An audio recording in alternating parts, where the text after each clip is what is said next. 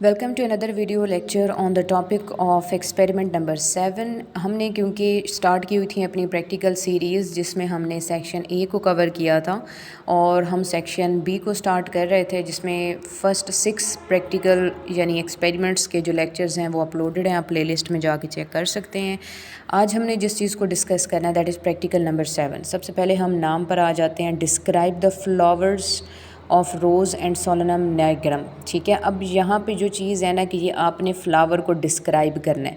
Flower को describe करने का तरीका या मेथड क्या होता है मैं वो भी आपको पहले बता देती हूँ, फिर हम स्टार्ट करेंगे। अच्छा, जब भी हमें ये कहा जाता है ना कि आपने फ्लावर को डिस्क्राइब करना है या आपसे वो कहते हैं diagnostic features of a flower, तो फिर सबसे पहले आप सेंटर में उसका नाम लिखते हैं रोज़ा इंडिका, यानी ये हो गया साइंटिफिक नेम। नीचे आप लिख देते हैं रोज़ यानी गुलाब, ये इसका क्या हो गया साइंटिफिक नेम, और ये इसका क्या है कॉमन नेम। तो ये आप सेंटर में नाम लिख देते हैं। फिर उसके बाद आप ये वाली सारी जो चीज़ें आपको नज़र आ रही हैं ना, ये होते हैं डायग्नोस्टिक फीचर्स। डायग्नोस्टिक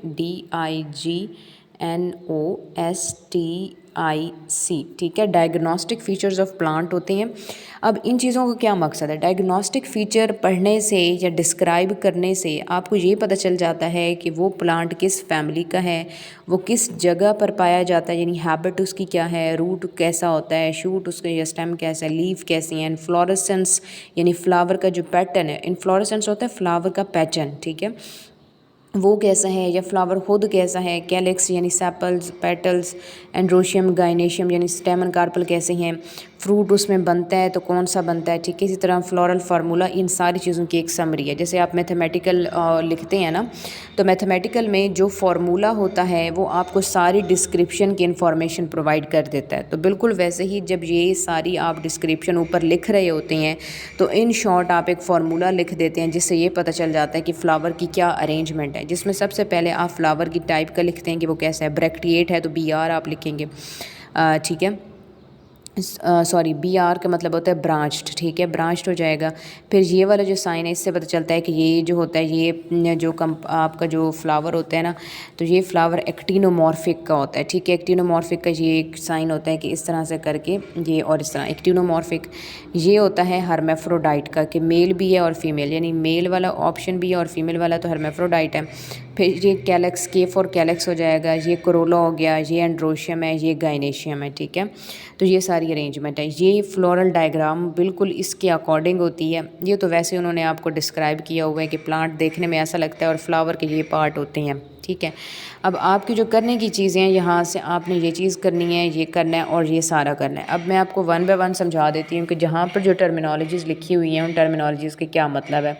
सबसे पहले हम ये बात करते हैं कि फैमिली हमारे पास है जी रोजेसी यानी रोज़ फैमिली। हैबिट क्या है कि ब्रांच जो होती है इसकी वो प्रिकली पेरिनेबल श्रब है, यानी कि ये जो आपको, जैसे आप सबने गुलाब का फूल देखा वही होगा कि उसकी जो फ्लावर है ना, फ्लावर के साथ काफ़ी ज़्यादा प्रिकल्स यानी कि कांटे लगे होते हैं, ठीक है। तो वही इसकी हैबिट क्या है कि ये प्रिकली ब्रांच है, कि ब्रांच जो है बहुत प्यारा भी होता है, खूबसूरत भी है, लेकिन क्या है कि प्रिकल्स यानी ऊपर कांटे लगे होते हैं। रूट जो है इसकी वो ब्रांच्ड होती है, जड़ की हम बात कर रहे हैं।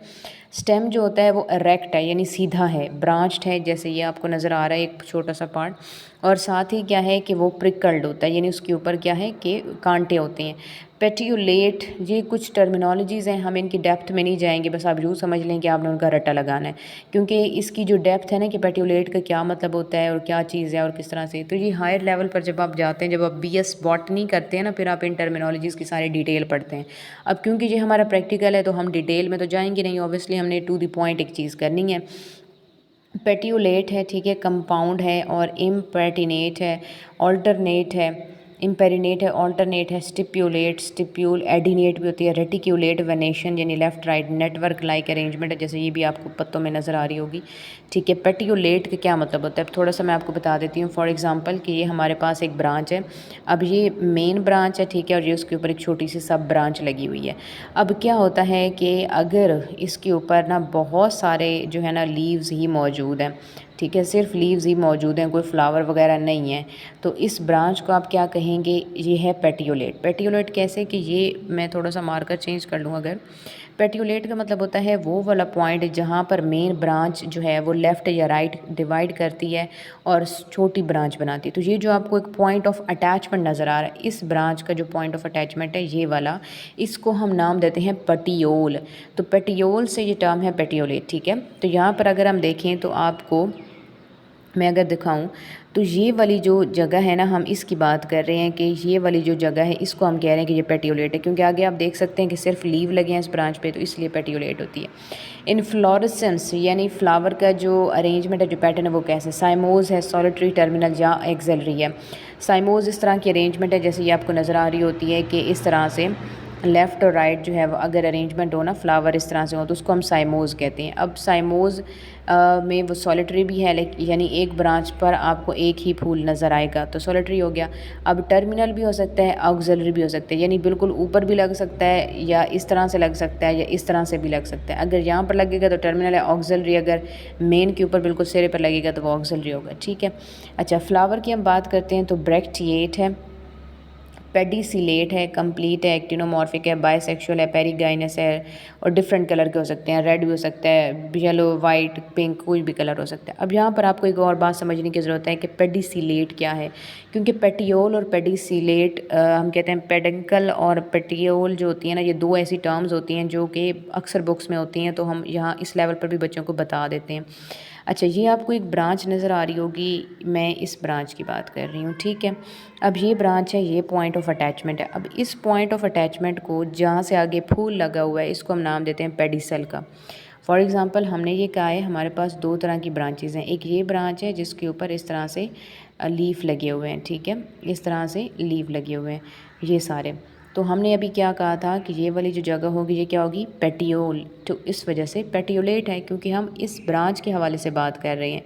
और अगर हम दूसरी बात ये करते हैं कि ये वाली ब्रांच है और ठीक है, इसके ऊपर यहाँ पर फ्लावर ने लगना था, तो ये वाली जो जगह होगी ये पेडिसल होगी। यानी हम सिर्फ पॉइंट ऑफ अटैचमेंट का नाम बदल रहे हैं डिपेंडिंग अपॉन कि उसके साथ स्ट्रक्चर कौन सा अटैच है। अगर पॉइंट ऑफ अटैचमेंट यानी इस जगह से आगे सिर्फ लीव हैं तो वो पेटियोलेट पॉइंट ऑफ अटैचमेंट है, आप उस पॉइंट ऑफ अटैचमेंट को पेटियोल कहेंगे। अगर उस पॉइंट ऑफ अटैचमेंट के साथ जो है वो पेडिसल है तो उसको आप पेडिसिलेट कहेंगे, ठीक है। तो पॉइंट ऑफ अटैचमेंट के रेफरेंस से है कि अगर पॉइंट ऑफ अटैचमेंट के सामने जो है वो फ्लावर मौजूद है, उस ब्रांच पर लीव तो होंगे ऑब्वियसली, लेकिन फ्लावर भी मौजूद है, तो फिर आप उस पॉइंट ऑफ अटैचमेंट को, इस जगह को फिर आप कहेंगे पेडिसल। और अगर सिर्फ उसके ऊपर लीफ लगे हुए हैं तो फिर आप इस पॉइंट को कहेंगे पेटियोल। यानी ये दो टर्म्स होती हैं, ठीक है। अच्छा, फिर उसके बाद कैलेक्स आ जाते हैं, यानी 5 सेपल्स हैं या मल्टीपल ऑफ 5 भी हो सकते हैं। गैमीसेपलस है, इन्फीरियर है, परसिस्टेंट और ग्रीन। अब सेपल क्या होता है, सेपल ये होता है कि हमेशा आपने देखा होगा कि गुलाब के फूल के नीचे यानी उसके बैक साइड पर जो है ना, ऊपर तो लाइक ये फ्लावर है लेकिन इसके नीचे बैक साइड पर आपको इस तरह की 2, 3, 4 और 5 ऐसे सब्ज़ कलर की जो है ना, ग्रीन कलर की आपको कुछ जो है ना पत्तियां नज़र आती हैं। वो थोड़ी सख्त भी होती हैं, नोकीली भी होती हैं, उनकी ऐसी शेप होती है इस तरह से, ठीक है, इस तरह से, इस तरह से और इस तरह से, वो 5 होती हैं। उसी के ऊपर सारा जो है ना यहीं से फ्लावर निकल रहा होता है इस तरह से करके। तो ये गुलाब के नीचे तो होती हैं, बहुत कॉमन है, उसी को हम 5 सेपल कह रहे हैं, ठीक है। फिर कोरोला यानी कि पेटल्स, जो फूल की पत्तियां हैं, जो आपको फॉर एग्जांपल अगर हम रेड रोज़ की बात करें तो जो आपको रेड कलर की पत्तियां मिलती हैं फूल की, उसके ऊपर वो उसकी हम बात कर रहे हैं कि पेटल्स होती हैं वो इनफाइनेट हैं, ठीक है। पोली पेटलेस है यानी बहुत सारी होती हैं। रोजेशियस होती हैं, इन्फीरियर है, लार्ज है, शोई और सेंटेड यानी खूबसूरत देखने में लगता है लेकिन इसकी बहुत अच्छी फ्रेगरेंस होती है, तो उसको हमने सेंटेड कह दिया। एंड्रोशियम की हम बात करते हैं तो स्टेमन जो है वो इनडेफिनेट होता है, पोलीएंड्रस है, और एंथर्स बेसी फिक्स्ड होते हैं और इन्फीरियर है। एंथर बेसी फिक्स्ड हैं और इन्फीरियर हैं। और इसके अलावा गायनेशियम की अगर हम बात करते हैं तो पोलीकार्पिलरी है और एपोकार्पस ओवरी है, सुपीरियर विद सिंगल ओव्यूल है, ठीक है। प्लेसेंटेशन इसकी बेसल है, स्टिग्मा और टर्मिनल है। अगर हम फ्रूट की बात करते हैं तो जो फ्रूट है ना फ्रूट इसका एटीरियो ऑफ एकेंस। अब फ्रूट किस किस्म का होता है, यानी सख्त नुकीला किस्म का जो है ना वो फ्रूट होता है। अब ये नहीं कि रोज़ा इंडिका का कोई फ्रूट लगा हुआ है, ऐसा नहीं होता। अब क्योंकि हम रोज़ फैमिली की बात कर रहे हैं ना, रोज़ा इंडिका की पूरी फैमिली की हम बात करें तो कुछ ऐसी टाइप्स भी होती हैं जिनमें जो फ्रूट टाइप एक बनता है, छोटा सा फ्रूट होता है सीड टाइप का, यानी जिसमें इसके आप कह सकते हैं कि जैसे एक बीज होता है ना, बीज को बोया जाता है तो उससे पौधा निकलता है, तो बिल्कुल वैसे ही ये जो फ्रूट होते हैं इस किस्म का होता है कि इसमें वो सीड बनते हैं कि वो जैसे ही हवा से डिस्पर्स होते हैं फिर वहाँ ज़मीन में जाएंगी, जाहिर सी बात है वहाँ पे नया एक गुलाब का पौधा निकलेगा। तो ये चीज़ होती है। ये ऐसी टर्म्स हैं जिनके वैसे तो बहुत ही वास्ट मीनिंग है, हर एक की मल्टीपल एग्जांपल्स भी हैं, लेकिन हम इसको टू द पॉइंट रखेंगे रोज़ा इंडिका तक, हम इसको लिमिटेड रखेंगे रोज़ा इंडिका तक। रीज़न इज़ दैट कि हमने इतनी ज़्यादा एक्सप्लेनेशन उस चीज़ की नहीं पढ़नी, ना हमारा इतनी एक्सप्लेनेशन के साथ कोई कंसर्न है। हम प्रैक्टिकल का एक्सपेरिमेंट कंडक्ट कर रहे हैं या हम प्रैक्टिकल की डिस्कशन कर रहे हैं, तो प्रैक्टिकल में हमेशा, जैसे कि मैंने आपको पहले भी काफ़ी दफ़ा बताया लेक्चर्स में, कि प्रैक्टिकल में हम टू द पॉइंट बात की तरफ जाते हैं। येस और नो वाला आंसर होता है, ज़्यादा हम लंबी उसमें स्टेटमेंट नहीं लिख सकते, क्योंकि उसका मकसद यही है कि आपने ब्रीफ सी समरी बतानी है, एक प्रैक्टिकल एप्लीकेशन उस चीज़ की बतानी होती है। अब आ जाते हैं ज़रा फ्लोरल फार्मूला के ऊपर कि फ़्लोरल फार्मूला जो है वो किस तरह से है। अब ये जो फ्लोरल फार्मूला है इसमें सबसे पहली चीज़ तो हमने क्या कहा, ब्रांच्ड है, BR लिख दिया। फिर एक्टिनोमॉर्फिक के लिए ये साइन, हर्माफ्रोडाइट के लिए ये साइन, कैलेक्स 5 हो गए नीचे, वो भी पता चल गया।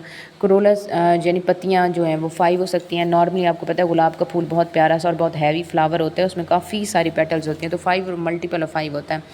इसी तरह अगर हम इसकी बात करते हैं एंथर की, वो इन्फीरियर है, ठीक है। और इसके अलावा अगर हम गायनेशियम की बात करते हैं तो गायनेशियम की ओवरी सुपीरियर है। अब गायनेशियम की ओवरी जो सुपीरियर है वो कैसे आपको पता चले ओवरी सुपीरियर है, ये आप देख सकते हैं कि उन्होंने एक गायनेशियम लिखा है, ठीक है, उसके नीचे लाइन लगा दी। अगर नीचे लाइन लगा दी है तो मतलब ओवरी सुपीरियर है। फॉर एग्ज़ाम्पल अगर हम गायनेशियम लिख के इसके ऊपर लाइन लगा दें तो मतलब कि ओवरी जो है वो इन्फीरियर है। अगर आपने ऊपर लाइन लगा दी है तो मतलब ओवरी इन्फीरियर है। अगर आपने नीचे लाइन लगा दी है तो इसका मतलब है कि ओवरी सुपीरियर है।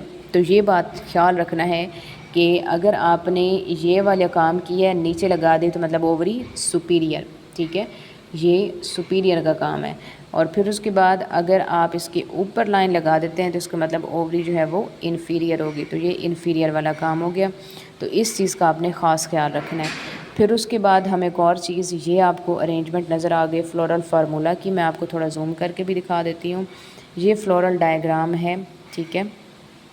इस फ्लोरल डायग्राम पे आपने गौर करना है, ये फ्लोरल डायग्राम है। अब इस फ्लोरल डायग्राम की जो है ना आप ये अरेंजमेंट देख सकते हैं कि ऊपर की तरफ इन्होंने डॉट लगाया। अगर डॉट ऊपर की तरफ लगा होना तो मतलब कि ओवरी सुपीरियर है, ठीक है। अगर डॉट नीचे लगा होता तो फिर ओवरी इन्फीरियर होती। तो जिस भी फ्लोरल डायग्राम के ऊपर की तरफ एंटीरियर रीजन पर इस तरह से एक डॉट लगा हुआ है, ठीक है, तो उसको आप नाम क्या देते हैं, लाइक इस तरह का एक डॉट है तो वो क्या चीज़ होगी, ओवरी सुपीरियर है। सेंटर में आप ये वर्ड्स वगैरह देख सकते हैं, ये एज़ इट इज़ आपने इसके डायग्राम की प्रैक्टिस करनी है, क्योंकि अभी हम जब पॉसिबल क्वेश्चन देखेंगे तो आपको वहाँ से भी अंदाज़ा हो जाएगा कि मैं क्यों कह रही हूँ कि डायग्राम और फार्मूला की प्रैक्टिस करनी है। सो ये हमारा प्रैक्टिकल था जिसमें पहला स्पेसिमेन है हमारे पास रोज़ा इंडिका, क्योंकि ये बहुत ज़्यादा आता है। इसके साथ ही हम इसकी थोड़ी सी ना जो एक सैम्पल पेपर है वो देख लेते हैं। वैसे इसके साथ हमने सोलेनम नाइग्रन मकाओ भी डिस्कस करना है, 2 प्लांट है हमारे पास, लेकिन हम पहले ज़रा फार्मूला पे चले जाते हैं। अब ये उन्होंने आपको एक फ्लोरल जो है ना डायग्राम बताइए, identify the following floral diagram and write down it's floral formula. इसको आइडेंटिफाई करना और इसका फ्लोरल फार्मूला लिख देना है। अब ये चीज़ वो बता रहे हैं, what does the curve Corolla and androecium means, कि इसका मतलब क्या होता है इस टर्म का, ठीक है। इसका मतलब ये होता है कि करोला और एंड्रोशियम जो है ना एक दूसरे के साथ ओवरलैप कर गए। कोई चीज़ ओवरलैप कर जाए तो उसके एक किनारे पे एक चीज़ लिख देते हैं, दूसरे पे दूसरे का नाम, और इस साइन का मतलब है कि ये ओवरलैप कर रहे हैं कर्व का, ठीक है। फिर उसके बाद में क्या, what do you mean by dot over the floral diagram, के डॉट अगर ऊपर हो तो इसका क्या मतलब होता है, वही बात है जो अभी मैंने आपको बताई है। लेबल द स्ट्रक्चर 1, 2 एंड 3, तो ये आपने ख्याल रखना है कि 1, 2 और 3 के अरेंजमेंट क्या। अब मैं ज़रा पीछे से आपको एक दफ़ा फिर समझा देती हूँ कि 1, 2 अरेंजमेंट का क्या मतलब होता है। देखें, जब भी हम फ्लोरल डायग्राम फार्मूला लिखते हैं ना, तो फार्मूला आपको ये चीज़ याद होनी चाहिए कि फार्मूले का क्या मतलब है या उसमें क्या चीज़ किस तरह से होती है। आपने ये याद रखना है कि सबसे बाहर जो चीज़ होती है वो कैलेक्स होता है, ज़ाहिर सी बात है सबसे बाहर चीज़ तो कैलेक्स होगा। फिर ये जो चीज़ें आपको नज़र आती हैं कैलेक्स के अंदर, ठीक है, ये क्या चीज़ें होती हैं मैं आपको अगेन बता देती हूँ। सबसे बाहर ये वाली चीज़ क्या होगी, कैलेक्स। अब ये सेकेंड ये चीज़ क्या है, ये होती है कोरोला। अब आपको एंड्रोशियम कहाँ पे मिल रहा है, एंड्रोशियम आपको ये सराउंडिंग में मिल रहा है, ठीक है, और सेंटर में आपको ये गायनेशियम मिल रही है। तो ये होता है कि सबसे बाहर कैलेक्स, ठीक है, ये आपको 5 पत्तियाँ नज़र आ भी रही हैं, ग्रीन कलर की होती हैं। ये कोरोला हो गया, ठीक है, ये वाला सारा रीजन जो है ये एंड्रोशियम का हो गया, और ये सेंटर जो होता है ना ये वाला, ये होगा गायनेशियम का। तो ये अरेंजमेंट आपने याद रखनी है, यानी जैसे ये लिखा हुआ है ना कैलेक्स, कोरोला, एंड्रोशियम, गायनेशियम, तो ये भी अरेंजमेंट ऐसे ही होगी। अब ये हमने इसका पहला सैम्पल पेपर देख लिया, ज़रा इसकी हम की भी देख लेते हैं, थोड़ी सी की हम ये देख लें तो इसमें क्या चीज़ हमारे पास आई हुई है जी। सी द डायग्राम, सोलेनम नाइग्राम का था जी फार्मूला, और उसी के हवाले से था, ठीक है, क्योंकि वो तो खैर हमने अभी डिस्कस नहीं किया, तो मिक्स क्वेश्चन था। Epipetalous, the mother axis is represented at the top of floral diagram as a small circle with a dot, ठीक है। अब मदर एक्स का उन्होंने क्या कहा है, मदर एक्स क्या चीज़ होती है, ओवरी, ठीक है, ओवरी ही मदर एक्स होती है ना, ऑब्वियसली कार्पल ओवरी ही मदर एक्स है। Is represented at the top of floral diagram as a small circle with a dot, तो small circle with a dot, यानी स्मॉल सर्कल में हम यही बताते हैं कि जो ओवरी है ना उसकी पोजीशन क्या है। अगर ऊपर की तरफ हो तो हम यही बताते हैं कि मदर एक्स जो है वो प्रेजेंट है eight the top of floral diagram, और अगर वो नीचे की तरफ होता तो आप ये कहेंगे कि mother axis is present at the bottom of floral diagram, ठीक है, ये चीज़ आपने बताना है। और मदर एक्स होता क्या है, मदर एक्स होता है जी कार्पल, या आप उसको ओवरी कहते हैं, लेकिन एक बाकायदा टर्म है कि हम टर्मिनोलॉजिकली उसको मदर एक्स कह रहे हैं, तो इसलिए आपने ये चीज़ वहाँ पे लिखनी होती है। उम्मीद है कि आपको इस चीज़ की समझ आ गई होगी। अच्छा, फिर उसके बाद अच्छा उन्होंने ओवरलैपिंग का पूछा था कि थर्ड क्वेश्चन जो हमारे पास था वो ओवरलैपिंग का जो है ना क्या मतलब होता है, हम एक दफ़ा फिर देख लेते हैं। हाँ जी, ये फर्स्ट से सेकंड क्वेश्चन में उन्होंने पूछा था कि what does this curve mean, इस कर्व का क्या मतलब होता है। इस कर्व का मतलब है एपिपेटलस। एपिपेटलस का मतलब ये है कि जो पेटल्स होती हैं वो एंथर से ऊपर हैं, ओवरलैप कर रही हैं। वही बात कि ये जो टर्म लिखी हुई थी जिसमें हमने ये कहा था कि ये कार्पल है, ठीक है, और ये क्या है, एंड्रोशियम, सॉरी ये कोरोला है और ये एंड्रोशियम है। अब एंड्रोशियम का दूसरा नाम क्या होता है, स्टेमन, और कोरोला का दूसरा नाम क्या होता है, पेटल्स, ठीक है। तो ये पेटल है, एंड्रोशियम का दूसरा नाम क्या था, स्टेमन। अब हमने ये कहा है कि जो पेटल्स होती हैं ना वो ऊपर की तरफ होती हैं, यानी बाहर की तरफ होती हैं। ऑब्वियसली सबसे पहली चीज़ जो आपके हाथ में आती है, जो जिससे प्यारी सी खुशबू आ रही होती है, जो आपको अट्रैक्ट करती है, ठीक है, जो आपको अट्रैक्टिव लगती है, वो उस फ्लावर का ऑब्वियसली पेटल ही होता है। तो इसलिए इस पेटल हमेशा मेजॉरिटी केसेस में बाहर होती है। तो जब कभी भी ऐसा ओवरलैप वाली एक स्ट्रक्चर हो ना, तो आपने ये समझ जाना है कि जो पेटल्स हैं वो ओवरलैप कर रही हैं स्टेमन को, यानी पत्तियां ऊपर हैं और स्टेमन थोड़ा अंदर की तरफ है। उस चीज़ को आप नाम देते हैं एपीपेटलस। एपी मतलब अबव, पेटलस, एपीपेटलस का मतलब है कि पेटल्स ऊपर की तरफ हैं और एंटर थोड़ा अंदर की तरफ है, नीचे की तरफ है। तो उम्मीद है कि आपको इन टर्म्स की और इन चीज़ों की समझ आ गई होगी।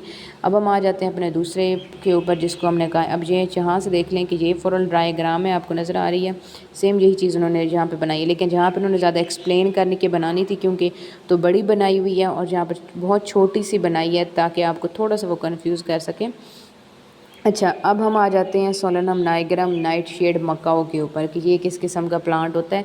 फैमिली सोलेनेसी से बिलोंग करता है। सोलेनेसी के अंदर सारी आपकी क्रॉप्स आती हैं, जैसे कि वीट हो गई, ओट है, बार्ले है, शुगर कैन है, पोटैटो है, ब्रिंजल है, ठीक है, टोमेटो है, और इसी तरह कैप्सिकम्स हैं यानी मिर्चें वगैरह हैं। तो सारी जो आपकी क्रॉप्स होती हैं ना, जो फसलें हैं, वो सारी किस में आती हैं, सोलेनेसी के अंदर आती हैं। ग्रास सोलेनेसी के अंदर आता है। तो ये सोलेनम नाइग्राम नाइटशेड मकाओ जो है ये क्या है, हैबिट इसकी ये एनुअल हर्ब है। रूट क्या है, ब्रांच टैप रूट होती है। स्टेम क्या है, हर्बेशियस और वुडी होता है। एरेक्ट होता है, सिलेंड्रिकल होता है, स्लाइटली रिजिड और ब्रांच्ड होता है, और ग्लैब्रस होता है, ठीक है, ये चीज़ें हैं। और लीफ क्या है, रेमल और कोलाइन होता है। ऑल्टरनेट है, ऑपोजिट इन फ्लोरल रीजन है। एक्सटिप्यूलेट है, पेट्यूलेट है, सिंपल ओवेट है, और ये सारी एक्यूट एपेक्स वगैरह। साइमोज जिसमें यूनिपेरस या मोनोक्लेशियल होता है। फिर उसके बाद आपको उन्होंने एक और चीज़ बताई है, फ्लावर कंप्लीट है, हर्मेफ्रोडाइट है। इसके अलावा जो है इसमें एक्टिनोमॉर्फिक, हाइपोगाइनस, पेंटामेरस, पेडिसिलेट वगैरह। इसी तरह सेपल्स जो हैं कैलेक्स की, यानी कि सेपल जो है कैलेक्स सेपल को कहते हैं, तो ये 5 हो गए। गेमोसेप्लस हो गया, बेल शेप्ड हो गई, इन्फीरियर ग्रीन हो गई। कोरोला जो है वो पेटल 5 है, गेमो पेटलस हो गया, नॉन सेंटेड हो गया, इन्फीरियर वाइट हो गया। एंड्रोशियम जो है वो स्टेमन 5 है, पोलीएंड्रस है, एपिपेटलस है, इन्फीरियर हो गया, बेसी फिक्स्ड है। और गायनेशियम भी ऐसे ही है। तो अब ये फार्मूला आपको क्या बताना चाह रहा है, ये फार्मूला जो है ना ये आपको ये बता रहा है कि ये जो फ्लावर है आपका, ये ऐसा फ्लावर है जो कि एरेक्ट ब्रांच्ड फ्लावर है। ठीक है, तो ये एरेक्ट और ब्रांच यहाँ पे लिखा हो ना, एरेक्ट और यहाँ पे लिखा हो branched. E for erect, B R for branch. Erect branched flower है, एक्टिनोमॉर्फिक है। इसके अलावा ये हर्मेफ्रोडाइट है, कैलेक्स 5 है, कोरोला 5 है, एंड्रोशियम 5 है। गायनेशियम बाई कैरपिलरी है, यानी 2 कार्पल्स होती हैं और दोनों क्या हैं सुपीरियर। तो अगेन नीचे डॉट लगा हुआ है। अगर अब आप दोबारा एक चीज़ देख सकते हैं, इसकी भी ओवरी सुपीरियर होती है ना, तो यहाँ पे देख लें ओवरी के नीचे साइन यानी जी के नीचे लिखा हुआ है तो ओवरी सुपीरियर हो गई। और ओवरी सुपीरियर है यानी मदर एक्स सुपीरियर है, ऊपर की तरफ है, तो यहाँ पे डॉट भी ऊपर की तरफ लग गया है। इस चीज़ का आपने ख़ास ख्याल रखना है कि ओवरी को ही हम मदर एक्स कहते हैं। लिखते वक्त आप इस तरह से, अगर एक ओवरी है तो आप जस्ट इस तरह से लिखेंगे, अगर 2 हैं तो ऑब्वियसली आप इस तरह से कर देंगे, बता देंगे कि 2 ओवरीज़ हैं दोनों, यानी बाई कार्पिलरी है और इस तरह से है, और ये चीज़ ऐसे होगी। तो ये हमारे पास एक स्टेटमेंट है सारी। उम्मीद है कि आपको इसकी काफ़ी अच्छी समझ आ गई होगी। अब ये जो टर्मिनल सेक्शन है फ्लावर का, ये इस तरह से वर्किंग करेगा। ठीक है, ये इस तरह से सारा जो फ्लावर का सेक्शन है ये वर्क करेगा, वर्किंग में आएगा। इसमें ये आपको करोला नज़र आ रहा है, ये स्टिग्मा नज़र आ रहा है, ये स्टेमन है, ये स्टाइल ओवरी है, ओव्यूल है, थैलेमस है, पेडिसल है। तो ये सारी एक अरेंजमेंट इस तरह की होती है। तो हमारे पास ये एक सारा स्टेटमेंट है इसका। अब इसके बाद जो है